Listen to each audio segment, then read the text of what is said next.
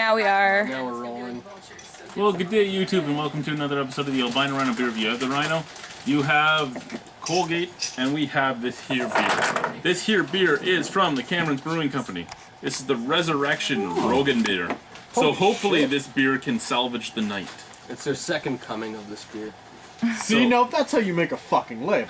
That is a cool 5.2% alcohol by volume. It is unfiltered. Roggenbier is a rye, well, a German-style beer. It's a rye beer. It was outlawed in 1516 when because of the purity law. when the purity law came in, because rye was not allowed. No rye.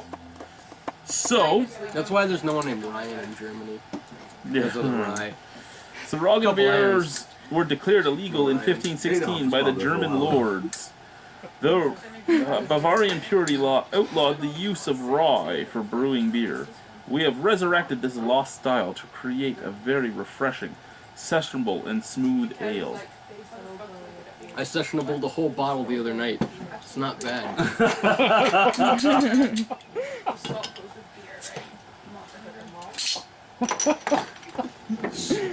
Hey, there's a monkey in there. How much were these? It was $5.95 for the bomber. Really? So nothing to complain about, yeah. Oh.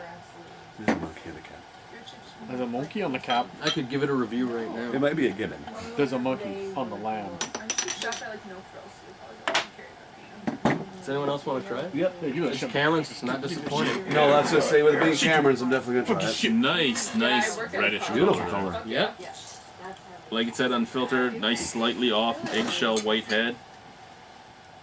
Oh, fuck. That was a terrible mistake. It's brown, but not diarrhea brown. Yep, that was a mistake. My mistake! Maybe she might last now. You can't beat the price What's a rye on beer? it. It's gonna have that Yeah. smell to it. It's exactly what it should be. They always put out quality Ladies? stuff. Here.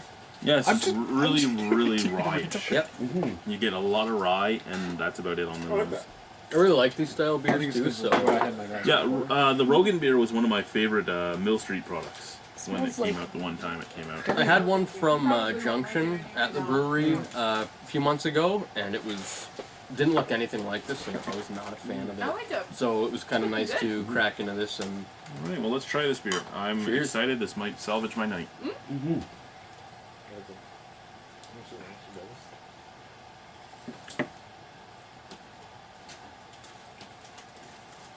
Meh. I like it. Can I try this guy? I enjoyed it a lot, mouthfeel. too. Yeah, it's not too heavy. No, it's not as heavy as I would have thought for a rye beer. No, A me little neither. lighter than a rye beer normally would be, but a nice mouthfeel. They know how to work with rye. You know that from their They got their RPA. RPA, yeah. Which I love It their is your their glass. RPA too. This is a little bit lighter. This almost to me would come off, when you think about the RPA, if you think about the hop profile on it, this comes off a lot like the RPA with no hops. Like just the malt profile that comes out at the forefront and that slight touch of sourness from the rye. I feel like it still has like a German beer kind of feel to it. I don't know if it's like the hop profile with it or what, but Yeah. I do really enjoy this. Yeah, the hop profile is a little bit just dirty and earthy. So yeah, a little bit of like I cut really like grass and that. stuff. I really like it. It's Yeah. just very sessionable, and it's sessionable in the fact that it almost has no taste. Yeah. And there's no shitty aftertaste either. Yeah, it finishes pretty clean.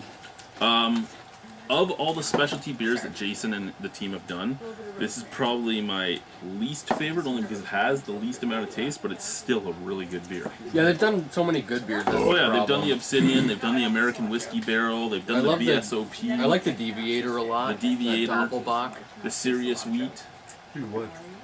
Yeah. the Oak Age Deviator. I didn't get to try that. So they've done so many beautiful beers. Jason does a great job at what he does. This one, great representation of the style. Just it's kind of a boring style, in all honesty. You can't take anything away from it because it is hitting what it should be hitting. It's a boring style, so it's going to be a boring beer. Is it sessionable? Yes. Is it offensive at all? No. I think they hit the right price point for what the beer Well, yeah, is. At a $6 specialty for beer, a bomber, $6. too. Like I picked up a few of these Especially now. nowadays when everybody's going so expensive for non-exciting beers. Like the Obsidian's a few bucks more, but for what it is, it's worth The it. Obsidian- For what this yeah, is, yeah. I'd still buy this. I think it's great. Like to split this with The someone. Obsidian's retarded. The Obsidian is, well, it's down to $10 now a bottle. No, so I think it was less than that today. It looks right. Then it went down again because I bought one yesterday for Yeah, the $9.95. Obsidian is Yeah. basically made by Maybe it Thor. was. I wasn't really looking. Basically, Thor came down and said, "I'm gonna make a goddamn beer. It's gonna be this beer." Nice. But like for what goes into that beer, I think it's That's the why price it's point's appropriate for what goes into this beer, or what I would imagine goes into this beer. I think it's appropriate too. I have no problem paying $10 for Well, Obsidian. you $6 look for at the this is great. RPA. The RPA is it's a buck $6.95. more.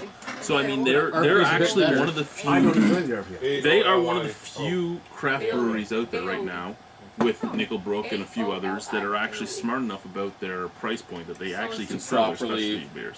And I don't care about paying the 10. Well, what was it, $11.95 when Obsidian first came out? Yep. Because you had a rum barrel aged beer that was in a barrel for so long. But we're talking about a beer other than this one. Awesome label, Yeah. good beer. I would give this a 7.75. In the fact that if I see this again, I'm buying more of them. Because they're just so drinkable. They're just nice to sit back and drink.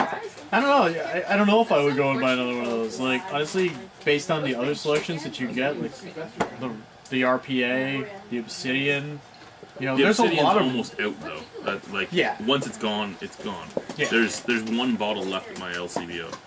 So good. The Obsidian. Oh, stupidly good. But like How many were there? There was 2 yesterday. Lots. I wonder if they just got an order in between you and me eating there. Because they had way more beers when I was there tonight. for the price point and the, you could introduce a lot more people to this rather than the RPA. It makes Yeah. sense. Like That's true. I've already picked up 2 I bottles. I'll enjoy probably that pick up a much couple more than the more. RPA. Like $6 to split it with a couple people, and they'll probably enjoy it. Yeah, it's an easy 7 for me. Right? I really enjoy 7 and it. 7.75. We haven't done it yet tonight, but anyone else want to throw out a number?